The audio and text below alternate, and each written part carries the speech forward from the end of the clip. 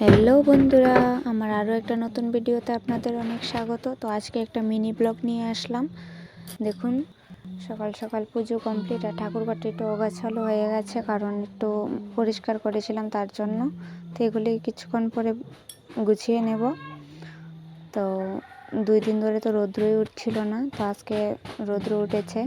তো অনেক জামা কাপড় ধুয়ে দিয়েছি, এখানেও আছে, তারপর পুকুর পাড়েও আছে। তো ওমের বাবা কালকে রাতে এসেছিল, তো এগুলি ওমের বাবাই নিয়ে এসেছে কাপড়গুলি। ওইখানে যে থাকে বেডশিট, তারপর যা যা পরে আর কি। তো এখানে চুলা টুলা লেপে, তারপর এখানে বাসি কাশি যা ছিল সব কাজ কমপ্লিট করে। তো দেখুন, স্নান করে পুজো দিয়ে দিলাম। তো আপনাদেরকে তো দেখিয়েছিলাম অনেক দিন আগে যে বাজার থেকে বীজ এনেছিলাম, চারা এনেছিলাম। তো এগুলি আর দেখানো হয়নি। এই দেখুন, এখানে ক্যাপসিকাম যে লঙ্কাগুলি হয় না, তো এগুলি চারা আছে এখানে। আর এখানে বেগুন গাছ, তারপরে লাই শাক, আর এখানে আছে কুমড়ো গাছ। আর পুকুর পাড়ে লাগানো হয়েছে, আর পুকুর পাড়টা পরিষ্কার করেছে কালকে। তো দেখুন কত সুন্দর লাগছে, অনেক জঙ্গল হয়েছিল, এখন একদম পরিষ্কার করে দিয়েছে। ওই যে পুকুরে একটু দেখা গেছে একটা লাল বলতে কমলা রঙের একটা মাছ ছিল। এগুলি আমরা বলি কার্পু মাছ।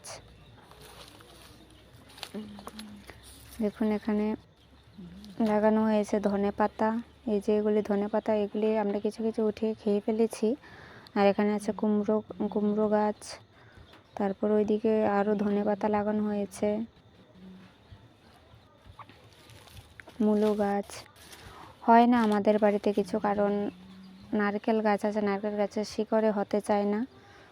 তো এখানে লাই গাছ আছে, কুমড়ো গাছ আছে, পেঁয়াজ কলি লাগানো হয়েছে। আর এদিকে টমেটো গাছ, আর এখানে কুমড়ো গাছ হয়েছে।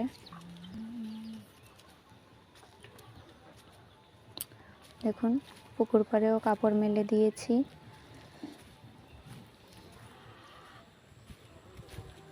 সকালে বৃষ্টিও হয়েছে, বৃষ্টি হয়ে তারপর আকাশটা পরিষ্কার হয়ে তারপর রৌদ্রটা উঠেছে আর কি। আর এটা হচ্ছে আমাদের জলপাই গাছ। জলপাই অনেক হয়েছিল, পুকুরে পড়ে গেছে, তারপর চড়েও নিয়ে গেছে। আর দেখুন, এটা কারি পাতা গাছ, আর এটা পেয়ারা গাছ, অনেক পেয়ারা হয়।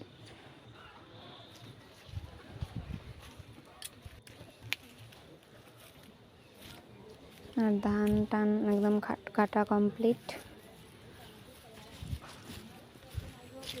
তো আজকের ভিডিওটা এখানেই শেষ করছি, কেমন লাগলো বলবেন।